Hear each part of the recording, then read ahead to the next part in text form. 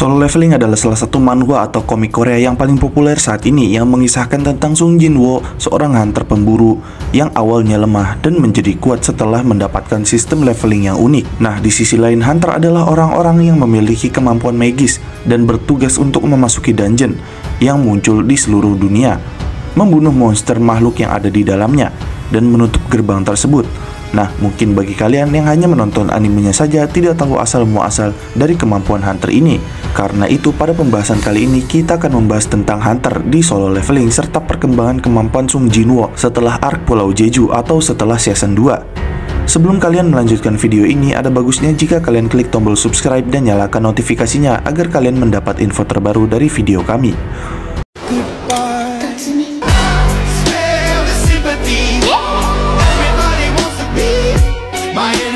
Dalam dunia Solo Leveling, sistem hunter muncul secara tiba-tiba setelah kemunculan gate atau gerbang, portal misterius yang menghubungkan dunia manusia dengan dunia monster. Gate mulai bermunculan secara global sekitar 10 tahun sebelum cerita utamanya dimulai. Nah, ketika gate pertama kali muncul, banyak manusia yang tewas karena tidak mampu melawan monster yang keluar dari dalamnya. Namun secara bersamaan sejumlah kecil manusia mengalami kebangkitan atau awakening, yaitu proses misterius yang memberikan mereka kekuatan supranatural dan kemampuan tempur luar biasa, dan orang-orang tersebut disebut sebagai hunter. Nah, lebih jelasnya, hunter pertama kali muncul sekitar waktu yang sama ketika manusia pertama kali mengenal keberadaan mana atau gate. Karena hal itu, beberapa orang tiba-tiba mendapatkan kekuatan atau awakening akibat integrasi mana dalam tubuh mereka dan memperoleh kekuatan yang unik untuk diri mereka sendiri. Namun karena para hunters menjadi satu-satunya yang dapat membunuh monster dan menutup gerbang atau gate, sebuah industri global atau sebuah guild di beberapa negara pun akhirnya berkembang, dan itu akibat munculnya gate dan kekuatan bagi para hunter. Dengan adanya guild, para hunter dapat terorganisir dengan baik dalam menjalankan tugas mereka mengalahkan monster di dalam gate dan menutupnya.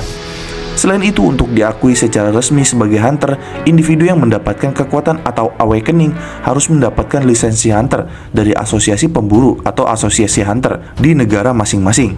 Nah, lisensi ini memberi mereka wewenang untuk memasuki gerbang dan ruang bawah tanah, dan hal ini membantu para hunter agar dapat terorganisir dengan baik tanpa membuat masalah. Lalu bagaimana hunter mendapat kekuatan mereka? Nah, proses awakening terjadi tanpa peringatan dan tidak bisa dipaksakan. Setiap orang yang bangkit akan mendapatkan kelas dan kekuatan yang tetap, dan kekuatannya tidak bisa berkembang kecuali melalui re-awakening yang sangat langka. Namun Jinwoo adalah pengecualian karena dia menjadi player satu-satunya yang memungkinkan dia naik level dan terus berkembang. Lalu selain itu, ada dua kategori umum dari para hunter, tempur dan non-tempur, dan 6 jenis kelas hunter yang berbeda, diantaranya fighter, mage, assassin, tanker, ranger atau penyerang jarak jauh non-magic spell, dan healer. Nah, dari mana kekuatan para hunter berasal? Kekuatan para hunter berasal dari sistem misterius yang berakar dari dimensi lain dan berkaitan erat dengan konflik antar dua kekuatan besar di semesta. Nah, kekuatannya itu berasal dari mana, yaitu integrasi mana, yang mana orang-orang yang terkena mana ada yang mendapatkan kekuatannya secara langsung dan ada yang terkena efek sampingnya. Lalu selain itu, sebenarnya ada dua alasan mengapa para hunter mendapatkan kekuatan mereka, yaitu pertama, rulers dan monarch. Rulers atau penguasa yaitu entitas kuat yang bertujuan melindungi dunia manusia dari kehancuran, dan monarch adalah penguasa kegelapan, yaitu entitas yang ingin menaklukkan dan menghancurkan dunia manusia. Nah, konflik mereka ini menyebabkan munculnya sebuah sistem untuk menciptakan prajurit yang bisa menahan invasi para monark. Nah, sistem ini memilih manusia tertentu dan memberi mereka kekuatan sebagai hunter. Dan yang kedua, the system atau sistem kekuatan yang diberikan kepada para hunter ini sebenarnya adalah alat yang diciptakan oleh para rulers untuk menciptakan prajurit ideal. Dan dalam kasus Jinwoo, tokoh utama, dia menjadi player dalam sistem tersebut karena sistemnya dirancang berbeda dari para hunter lainnya. Selain itu, sistem ini juga diinstal oleh Fragment of Brilliant Light, yaitu pecahan dari ruler yang mencoba membentuk prajurit yang kuat. Nah, kemudian untuk sistem peringkatan, hunter diklasifikasikan berdasarkan tingkatan sihir dan kekuatan mereka, yang mana dibagi menjadi beberapa tingkatan. Nah, para pemburu diberi peringkat berdasarkan sistem dari S sampai E, yaitu S, A, B, C, D, dan E. Nah, sistem ini adalah sistem internasional untuk menunjukkan seberapa kuat mereka, dengan E sebagai yang terlemah dan S sebagai yang terkuat. dan dapat memiliki berbagai macam kemampuan. Nah, peningkatan dan statistik pemburu ditentukan pada saat mereka menerima kekuatan mereka dan tidak dapat ditingkatkan secara alami. Namun ada beberapa kasus yang jarang terjadi, di mana hunter menerima kebangkitan kedua dan naik tingkat menjadi lebih kuat dari sebelumnya. Dan diperkirakan juga bahwa hanya 0,001% dari populasi global yang cukup beruntung untuk terbangun sebagai pemburu atau hunter, dan hanya 0,0002% yang memiliki peringkat C atau lebih tinggi, atau lebih tepatnya tidak ada rank S+ atau SSS, tapi S rank saja yang sangat langka dan memiliki kekuatan setara tingkat militer. Dan hanya sekitar 1 dari 100.000 orang yang hanya bisa bangkit sebagai hunter biasa. Dan dari mereka hanya sebagian kecil yang menjadi S rank atau bahkan sangat sedikit sekali. Dan mereka sangat dihormati dan ditakuti. Dan juga perlu dicatat bahwa tidak semua orang yang mendapatkan kekuatan hunter itu memilih untuk menjadi hunter.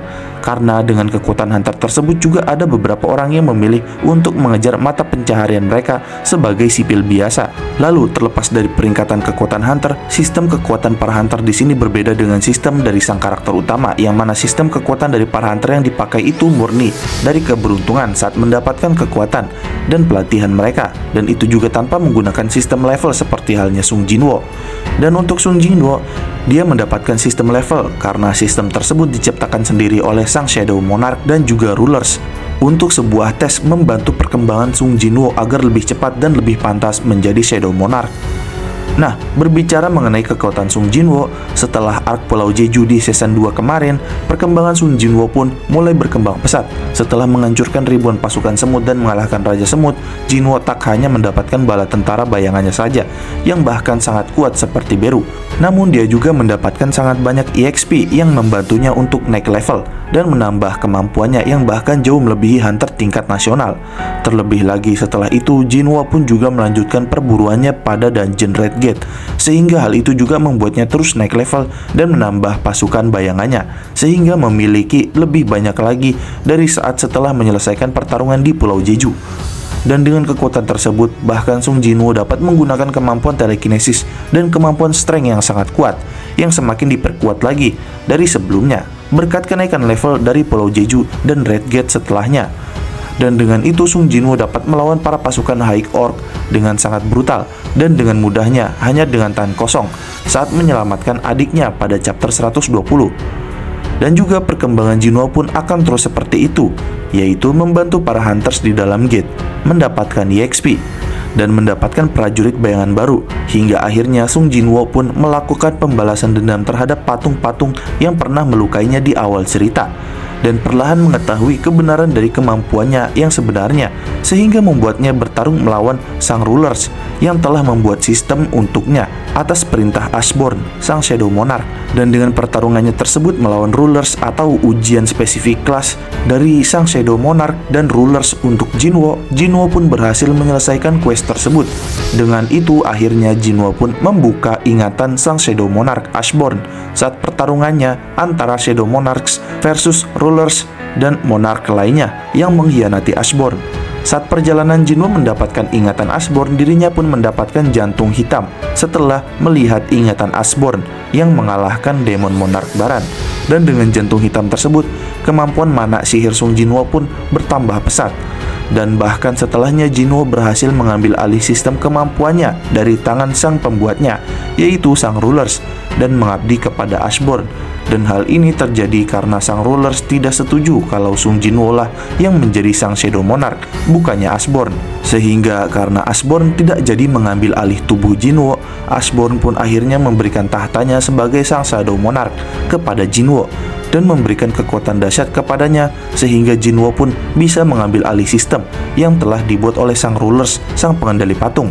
Dan dengan kekuatan tersebut, Jinwo pun akhirnya bisa mengalahkan sang Giant Monarch beserta para bawahannya saat terjadi dungeon break di Jepang. Dan lagi-lagi dengan hal tersebut, Sung Jinwo pun mendapat prajurit barunya, yaitu sang para Giant, dan mendapatkan XP yang sangat banyak setelah membunuh sang Monarch yang sedang diikat. Dan demikian adalah pembahasan mengenai para hunters di solo leveling, serta perkembangan kemampuan Sung Jinwo setelah arc Pulau Jeju. Jangan lupa like, share, dan subscribe. Jangan lupa komen di bawah tentang pendapat kalian di video kami kali ini. Sampai jumpa di video kami berikutnya.